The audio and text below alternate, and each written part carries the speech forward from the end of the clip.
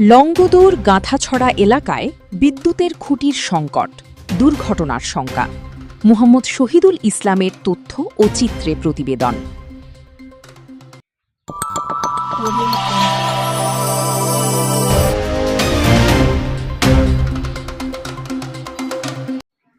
রাঙামাটির লংগদু উপজেলার মাইনিমুখ ইউনিয়নের গাঁথাছড়া এলাকার জামালপুর টিলায় প্রায় ৮০-৮৫টি পরিবারের বসবাস।